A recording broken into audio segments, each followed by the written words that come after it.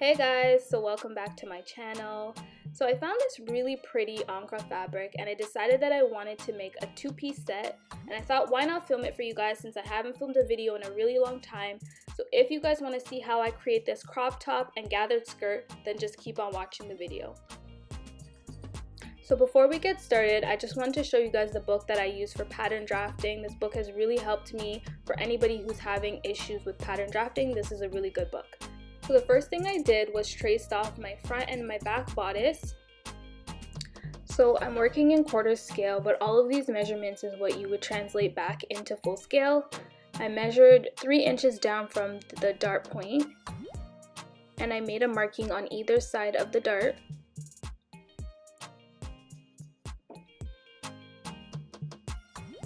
And then I'm going to go out from that marking about 3/8 of an inch on either side. And then I'm going to take my ruler and I'm going to connect to the hem of the bodice from that marking.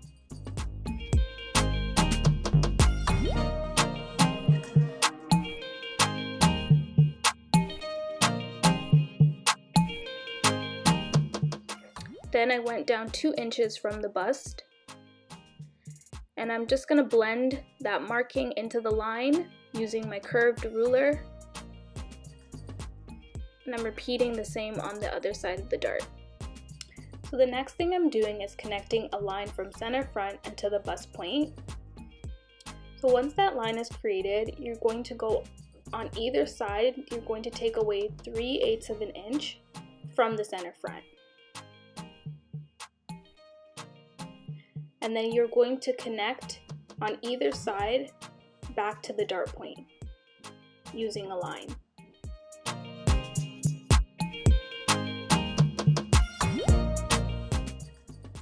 So once that's done, you're going to mark midway through the shoulder and you're going to connect from the shoulder to the bust point with a line. Then you want to mark 3 inches above the bust point, and you're going to create a marking.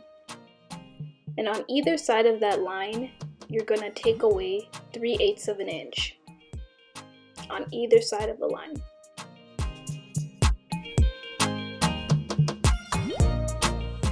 So now I'm just using my curved ruler to create my sweetheart neckline. And depending on how low you want it to go in the front, that's how you would draw that curve. Also, usually for a strapless foundation, you wouldn't be drawing the curve into the armhole, but I'm going to be drawing it into the armhole because I do want to have a sleeve. Usually you would connect it into the side seam. Now I'm just basically smoothing out and blending out some of those lines so that when I go to cut it on fabric, I'm able to sew it. So moving on to the back, you just want to make sure that your armhole measurement matches the front, and then you want to connect with a line to the center back. I'm creating an inch for the zipper, and then I'm going to go around 1/2 inch for the seam allowances, except for the zipper and the armhole. Armhole we're doing 3/8 of an inch. Then we still need to remove the excess that we created at the front, and then we're going to just create a little dart and retrace that pattern. So you close it and you retrace it on tracing paper, or you can trace it on your regular paper, and you're going to cut that on the fold. Cut 2 pieces, the other pieces you're cutting 4. So now I'm working on the sleeve and I'm just tracing around the sleeve up until the elbow points. And then I'm just connecting with the line at the bottom. I'm going to go out about 3 inches on either side because I want to create gathers at the bottom of my sleeve. So I'm trying to add and create more fullness.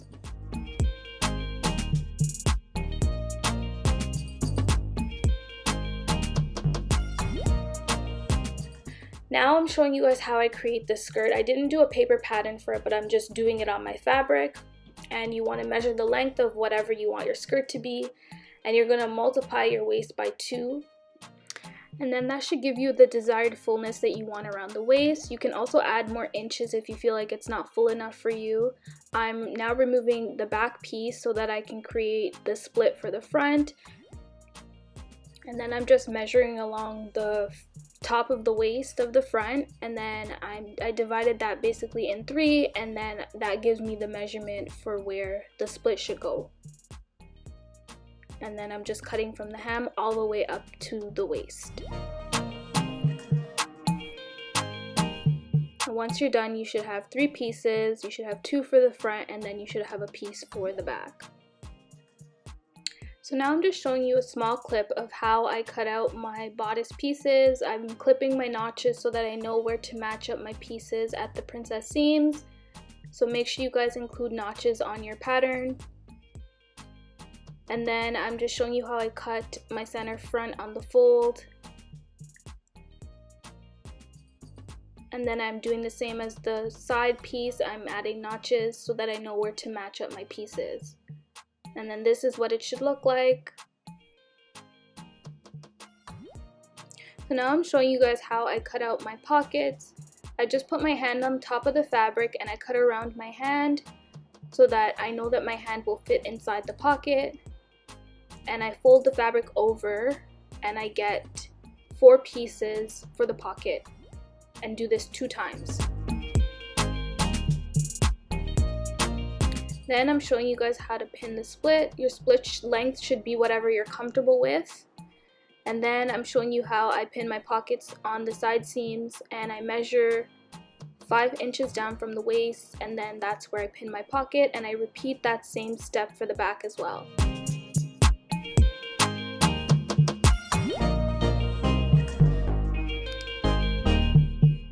And now I'm just showing you all of the pieces and how you should connect the pieces, because I'm not going to show you how I sew every single piece. So I'm just showing you how I pin them together and what pieces go with what. This is why notches are also important to have, so you know what pieces go where.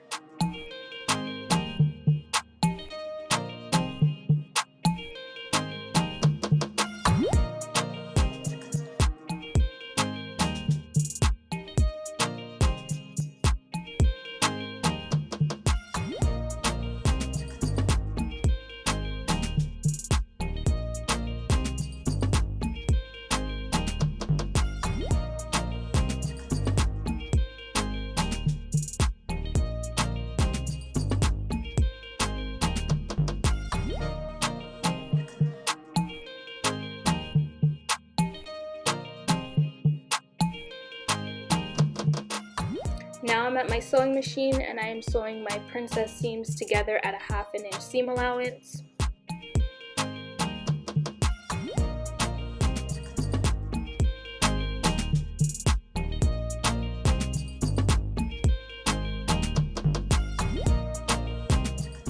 Now I'm adding my zipper. I would say for this you guys want to use an open-ended zipper so that it's easier to get inside the crop top. You want to sew it at 1 inch seam allowance, and you want to leave at the top edge, you want to leave 1/2 inch, and at the bottom edge you want to leave another 1/2 inch from what I'm showing you, because that's your seam allowances.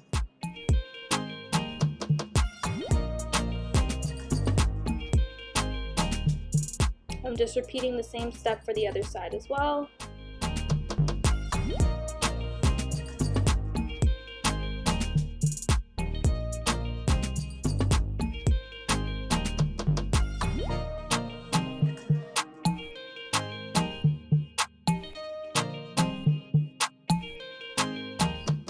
So once you're done, this is how your zipper should look.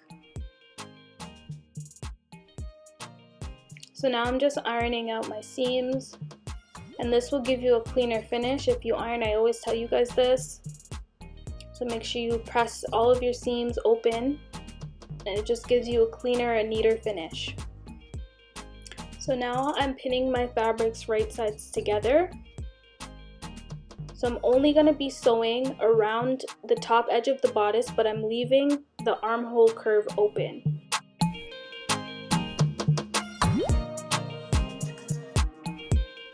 So again, I'm only going to be sewing along the sweetheart and then the back edge of the top, but I'm not going to be sewing into the armholes. And you want to do this in a 3-step process. So you first sew across the back, and then you sew the sweetheart, and then you sew the next back, or you can sew the sweetheart first and then the 2 backs, but you're not sewing into the armhole. So once that's done, you want to sew along the back edges.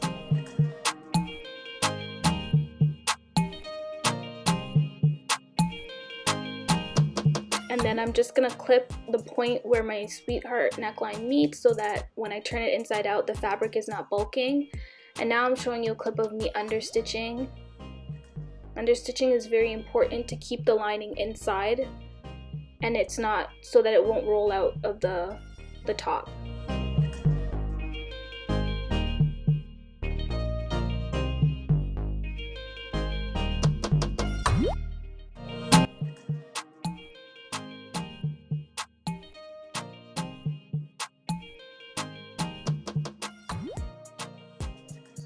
So now I'm just showing you how I clip that fabric so that I can pull it out and be able to serge my armhole. So I just clip right where I stopped at the stitching point at the sweetheart, and then I'm just gonna take that to my serger and I'm gonna serge around the armhole because it's gonna be left as a raw edge and you don't want the fabric to start fraying. And then I'm also showing you how I close up the back of my zipper to my lining, and I just fold it inwards, and then I'm going to top stitch once I bring it to the sewing machine. And then the same thing goes for the bottom hem. I'm going to be turning it, folding it in 1/2 inch at the bottom, and then I'm going to go in with a top stitch. So I hope this all makes sense. If it doesn't, please feel free to leave in the comment section any questions that you may have, and I will try my best to explain it further.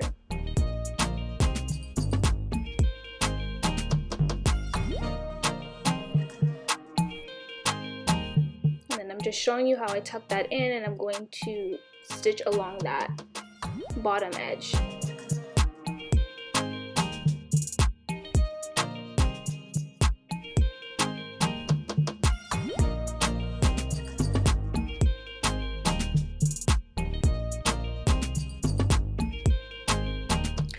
And now I'm at the sewing machine and I'm top stitching my zipper.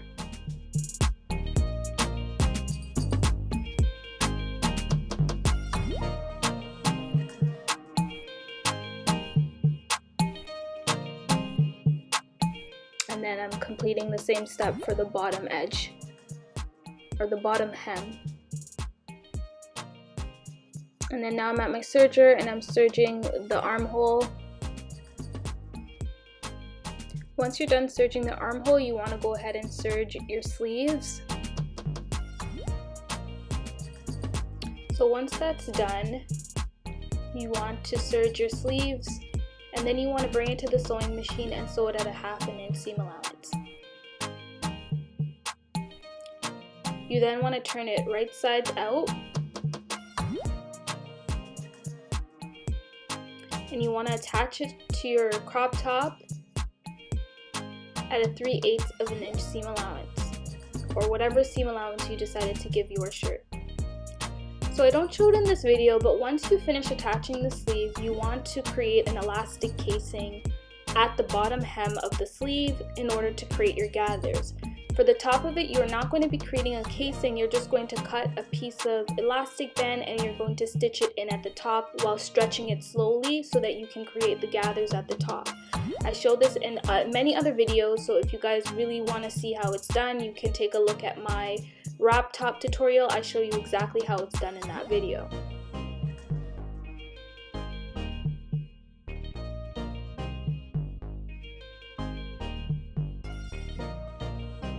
Now we're moving on to the skirt, and I'm showing you how I stitch my slit together at a 1/2 inch seam allowance. Once that's done, this is how it should look. So now I'm kind of showing you a visual of how you stitch the front and the back skirt together. Because I'm not going to show you how I sew it, I'm just showing you how you're going to stitch around. So you're going to start from the top, and then you're going to go around the pocket, and then you're going to go down to the hem at a 1/2 inch seam allowance. So now I'm sewing my elastic casing at the waist. My elastic casing ended up being way too thick, so as I was turning it over, the fabric was bunching over on me. So I would suggest using a thinner elastic so that when you turn it over, the fabric doesn't bunch up as much.